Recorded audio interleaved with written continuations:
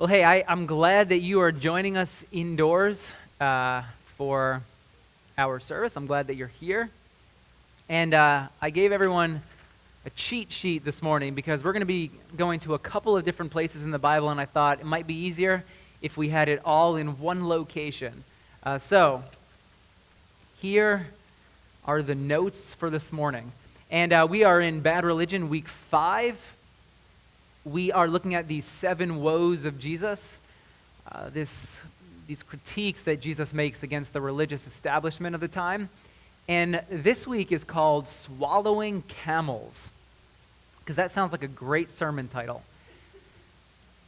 Now, you know, I put all these Bible verses, but I didn't actually put the verse that we're looking at this morning, and I didn't actually bring my Bible, so I have to go digital here and use my phone. So let's just jump right into this. We're going to be in Matthew chapter 23, verse 23. And I'll say this as we get started. This sermon, it comes from a mixture of a bunch of my thoughts and then also a sermon that I heard way many years ago that I took some notes on because I thought it was just absolutely incredible. And that actually was kind of the impetus for doing this series all these years later. So this is my material mixed in with some material by Rob Bell also in a sermon that he did probably like 10 years ago. And this one has always stuck with me. So here we are, Matthew 23, verse 23. Woe to you, teachers of the law and Pharisees, you hypocrites! You give 1/10 of your spices, mint, dill, and cumin, but you have neglected the more important matters of the law, justice, mercy, and faithfulness. You should have practiced the latter without neglecting the former. You blind guides, you strain out a gnat, but you swallow a camel. Anyone else have that problem? You strain out gnats, but you swallow camels? They kind of make their way through? Yeah, I see a couple of you, you're like, yeah, I hate when that happens. Ugh, so frustrating. Now, when Jesus offers this, again, I mean, this is harsh. Harsh. You blind guides, you hypocrites. I mean, he is not trying to make any friends here. He is just, he is going right for the jugular here with this one. And what's really important for us in understanding what Jesus is saying is we need to take a look back throughout the Bible, especially the Old Testament, and some other stories of Jesus in order to consider the history so that we can see the fullness of all that Jesus is saying here and what it means for us today in our lives. Because that's always the point. We read the Bible, we hear stories about back then, what happened many years ago, but then we have to pull it into the 21st century. What does it mean for us today? So how do these words of Jesus, spoken 2,000 years ago, what do they mean for us? How do they apply for us in our lives today? So let's first talk about this idea of tithing. Notice Jesus said, you set aside 1/10. You give 1/10 of all of your spices. And he's affirming the Pharisees, the religious teachers. He says, you guys are doing great. Your zealousness for the law, it's awesome. You guys truly love God. You're following the law, you're adhering to the law, you're giving 1/10 of all that you have to God because that's what the law says. And you want to honor God not only with your life, but with all of your possessions. So we could say that these religious leaders, it's great what they're doing. They want to follow how it is that God has been commanding, teaching them to live. So let's flip back to Deuteronomy Chapter 14, verse 22. Way back in the beginning of the Torah, the giving of the law. It says here, be sure to set aside 1/10 of all that your fields produce every year. Oftentimes when we think about tithe, we think about offering, we think about money. We have an offering box in the back table, and we think, oh, okay, so I'm to give 1/10 of what I make. But what the law actually established way back in the day is that it's not just money, but it's all of your possessions. The things that you produce, the things that your land produces. And so the religious leaders, they're going to the extreme because they don't want to miss out. They don't want to forget something. So they're going to the extreme, and they're making sure, because whenever you got to the law, there was all this debate about what actually constituted the things that your fields produced. Mint, dill, sure. Those were self-explanatory. Cumin, take it or leave it. Some people said, yes, you have to give a tenth of this. Other people said, no, you don't have to give a tenth of this. The religious leaders, they don't want to mess up. So they're making sure that even the questionable items, well, they're also giving a tenth of those items to God as well. So when they're hearing what Jesus is saying here, at first they're like, he's telling us how awesome we are. We're not failing. We're living up to the law.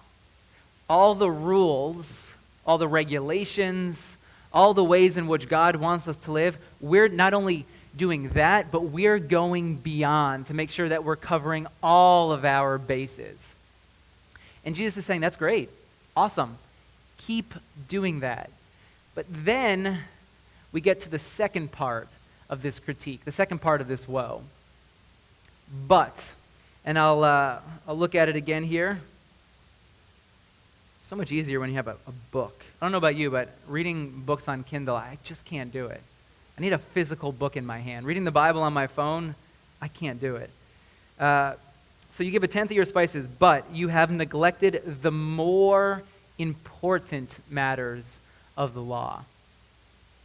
Jesus' words, the more important matters. You're giving a tenth, but there's some more important things that you're neglecting, like justice and mercy and faithfulness. So let's look at these three words. Let's look at the idea of justice. It comes from the Greek word krino, which means fairness, means equity. It's all right there in your notes. It means rightness. It goes all the way back to an Old Testament idea known as mishpat, which my seminary professor, Old Testament professor, said mishpat is probably the central theme of the Old Testament, and then he made it even larger, although he was speaking out of his realm, right? He was an Old Testament professor, but he said justice, mishpat, it's one of the central themes of the entire Bible. It shows up again and again and again. In the Old Testament, this word shows up more than 200 times just in the Old Testament. If a word shows up that often, that's saying something. There's something about this word, there's something about this idea that is central to the entire story that God is trying to tell. Let's start all the way back in the beginning. We'll go to Deuteronomy Chapter 10. Speaking about God, verse 18, God executes justice for the fatherless and the widow and loves the sojourner, giving him food and clothing. Who does God execute justice for? Those at the bottom,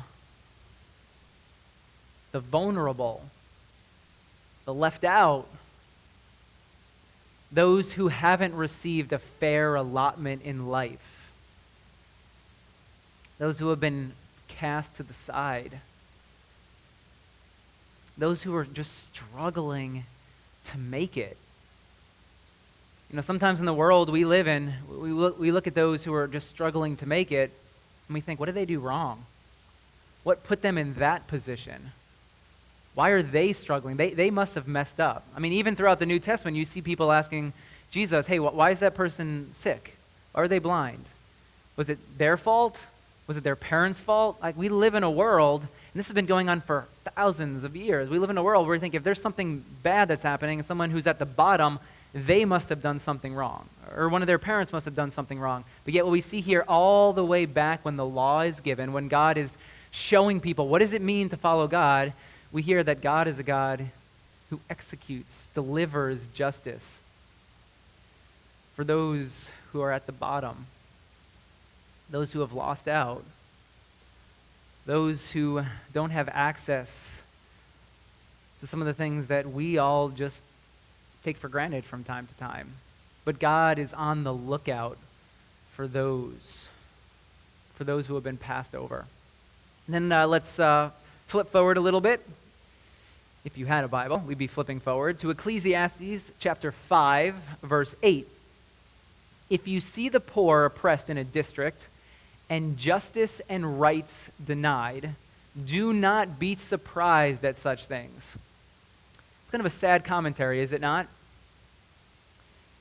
Yeah, if you see people being oppressed, if you see people's rights being stripped from them, don't be surprised.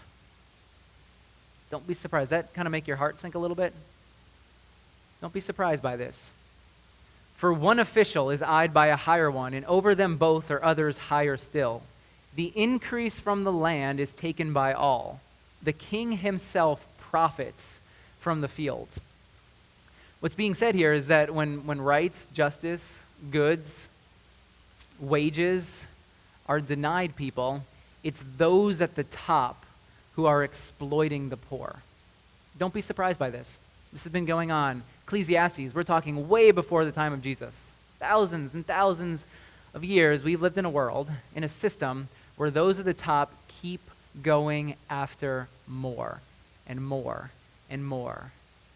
And whoever gets stepped on, whoever loses along the way, whoever loses access, or whoever isn't given fairness or equity, whoever isn't treated rightly, it's those at the top who are making a system like that possible. Don't be surprised by this. I mean, think about it. There's a huge movement right now in our country and our world for everyone to receive fair wages, for everyone to receive the things that we as humans all deserve. It shouldn't be surprising that this struggle still exists. But the struggle for fairness, God is right in the middle of that struggle. And as God's people, we're called to be a voice. We're called to be people who call out the unfairness, the exploitation. We're called to be people who give of ourselves, give up some of our rights so that others can have things that they need to survive and thrive in life. And then Isaiah 28, God is speaking through the prophet Isaiah, verse 17, speaking about God, I will make justice the measuring line. I mean, this one tells it all, does it not? How does God judge a society? By how just a society is. How do we typically judge a society? By how wealthy it is. How much money. What's our GDP? But yet, how does God judge a society? By how all people are treated. And a society that treats all people fairly and as equal, that doesn't have a totem pole system or a caste system, but rather where all people are on an equal level. That, according to God, is a society that is flourishing and a society that is thriving. So how are we doing as a society? Do we have some work to do? This justice that God desires to see for all people, that God desires to see executed, delivered throughout the entire world, well, we have some work to do. The religious leaders, they made sure that they were getting the tenth. They probably had a measuring cup out. Okay, here's 10. Now let me get 1/10 of this, and I'm going to give this down to the smallest spice. But at the same time, they weren't as concerned for the poor, for those who were passing through their land, who were homeless, the sojourner. Rather, they were saying, well, I don't care about them, but as long as I'm doing my part, as long as I'm making sure that down to the smallest spice, I'm giving a 10th, well then me and God, we're okay.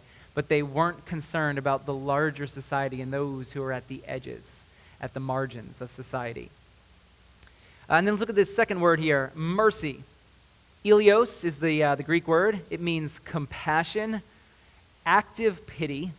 Not just, oh, I pity them, then you go home and binge Netflix, but rather active pity, which is getting your hands dirty. Action, doing something about the plight of another person. Familiar passage, Luke chapter 10, parable of the Good Samaritan.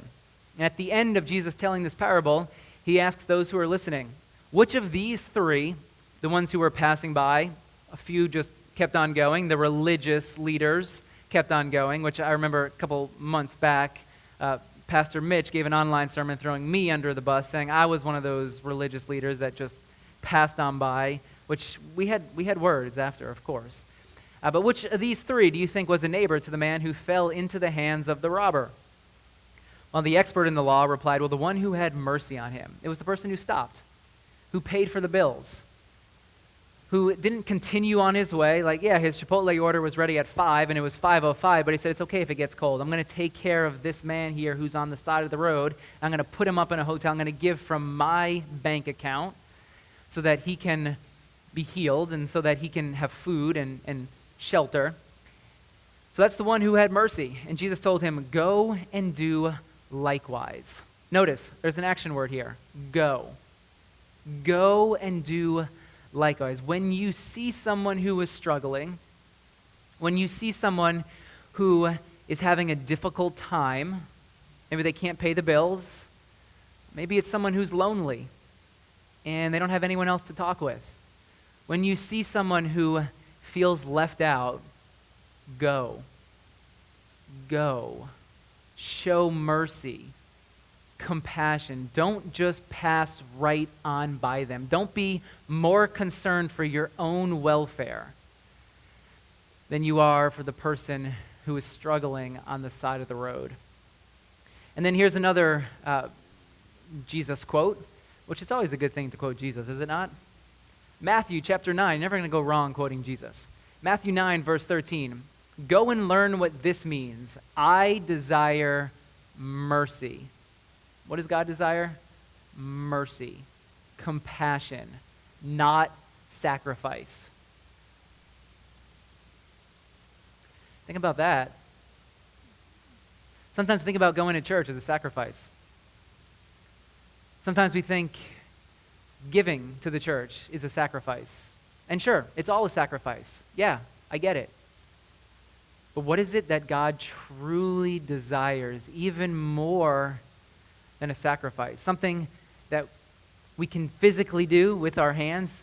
God desires something that goes deeper into our hearts. Mercy. Where does mercy come from? It comes from within. When we're moved within, because we see something that isn't right. We see someone hurting. We see someone in pain, someone struggling, and we feel it in our heart. You ever watch a movie and you can just feel it's like something is pulling on your heart for whatever reason it happens to be? Or maybe you have a friend and your heart, right? We even use this phrase, my heart goes out to them. Mercy comes from within. That's the part that God desires. Is that we're moved from within, and then it forces our hands to do something because we can't do anything different. We have to do something about what we see in front of us. So when Jesus critiques the religious leaders, he's saying, you're missing the action piece. Again, you have your tithing down. That's great. That's great. But you're missing the plight of your neighbor and getting your hands dirty, rolling up those sleeves, and helping those who are in need of help. And then let's look at this third word, faithfulness. It's the Greek word pistis, and it means trust. It means confidence. What Jesus is saying here, he's saying, you have not been faithful to who you have been called to be. We've been looking all the way back in the beginning of the Old Testament with the giving of the law. With the giving of the law, what God was doing, he's saying, hey, here's what it means to be my people. Here's what it means to be people of God. Here's the true identity that I want you to live into. Here's how to be fully human. And we've seen multiple parts of the law showing about how it's about our heart, it's about justice, it's about mercy. And Jesus is saying, you've been faithful in some aspect, but again, you're missing the larger picture. You're not being fully faithful to what it means to be the people of God. you're not being fully faithful to your calling as a follower of Jesus, as a believer in God, even as a human being. Because simply being human means to show care and concern for others. It's coming to the realization that we're all in this together, that we're all connected. As we've seen over this past year, what happens in one part of the world affects all of us in every part of the world. We're realizing we're more connected than ever. And this realization is continuing to grow. We've known this, but we're becoming more and more aware of it by the year. And Jesus is saying, hey, you've missed the heart of the law. You've done everything between you and God okay, and you're getting that right. You're zealous for that aspect, but you're missing the larger picture, which the law was given in order to create a society of justice and fairness and access for all people. So let's break it down a little bit for us. Jesus says here, you should have practiced the latter without neglecting the former. There are two dimensions of spirituality. There's the personal. That's you and God, you and Jesus. The things that you do when no one else is watching. And that matters, right? Jesus affirms, yes, that deeply matters. That's important. You should have practiced the latter without neglecting the former. So what you do with your time, how you spend your time, it matters. What you do with your money, it matters. The things that you put into your head, it matters. The conversations that you have with others, they matter.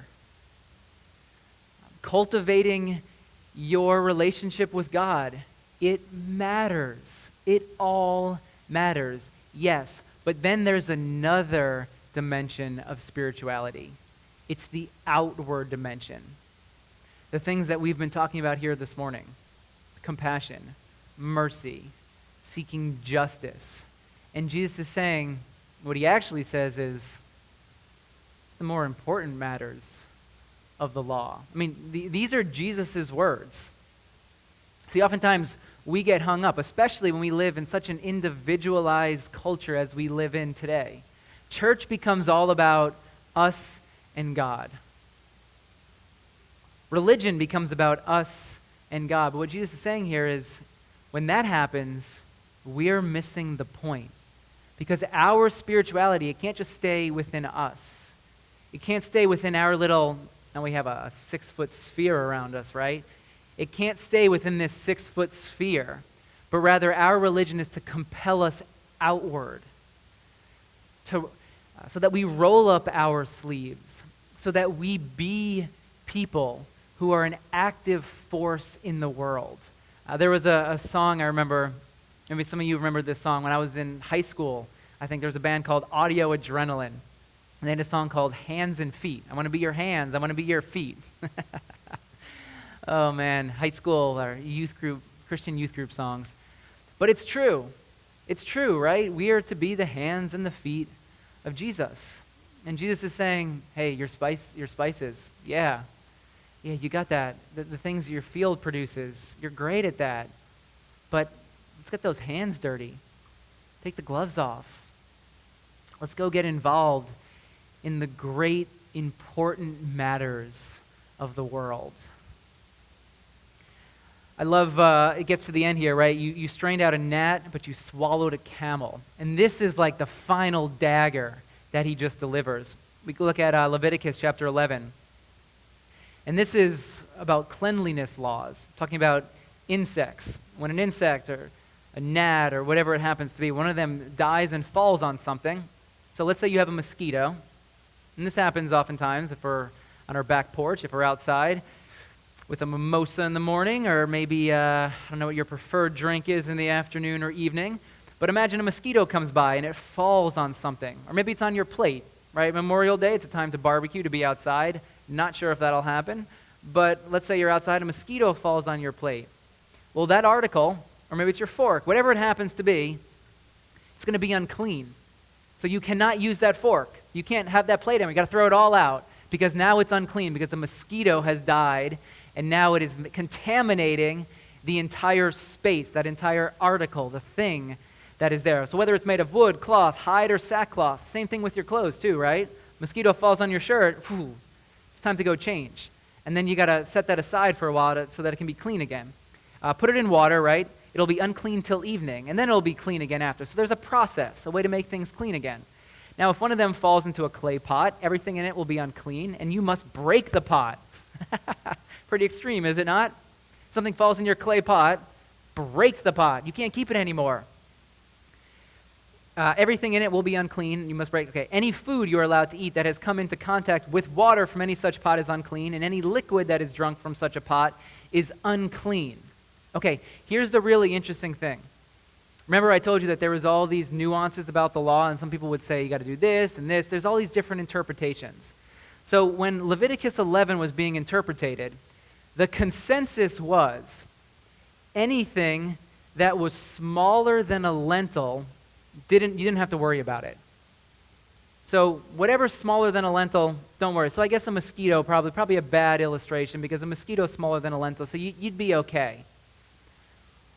What's the size of a gnat compared to a lentil?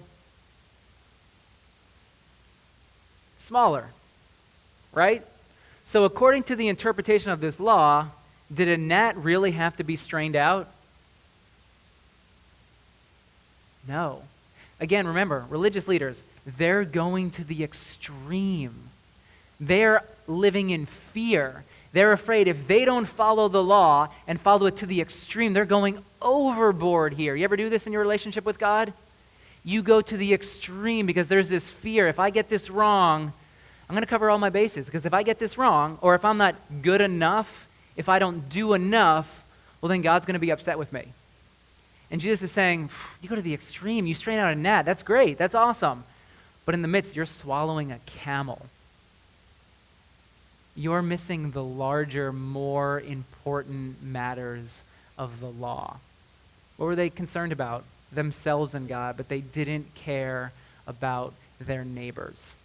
They didn't care about others who were hurting in the world. And Jesus is saying, the thing that God desires from all of us is that we would be people of healing, of justice. That we would take our relationship with God, our relationship with Jesus, and that it would compel us outward into the world. It wouldn't just stay with us, but rather it would send us, go. It would change our hearts. See, the thing is that the religious leaders, their hearts weren't being changed. They were all in their heads. And Jesus is saying, your hearts, they're so far from God. Don't worry about the gnats. You know what? With your spices, honestly, yeah, keep tithing, but you don't have to get a knife to even the whole thing out. You know, when I make my coffee in the morning, I get a scoop, and I just kind of scoop, and then I shake it out, sometimes a little lower, sometimes a little higher. I don't get a knife and scrape the top off to make sure that, okay, 1 cup, I'm good. You know, some days a little more, some days a little less. I think that's okay. I think that's all right. What does God care about? How we show up in the world with our lives, with our actions. So sometimes we hear a sermon like this, we read a verse like this, and we get overwhelmed. Because there's a lot in the world that is broken, is there not? And it's overwhelming at times. It's overwhelming. I mean, that verse from Ecclesiastes, don't be surprised by this. I mean, sometimes that can just paralyze you. Don't be surprised. Great, what's the point? Why even try? Why even do anything? The issues are so large. There's so much pain. There's so much that's wrong in the world. Why even try? Can I even move the dial at all? So here's a question for us. What's your one thing? What's your one thing? Pick one thing. Pick one issue. Pick one issue to care about. Pick one person to care about. Is there someone that you come across, someone you know, someone in your path, and you know they're hurting? Can you reach out to them this week? Can you give them a call? Can you be moved with compassion for one person this week? Or maybe it's an issue.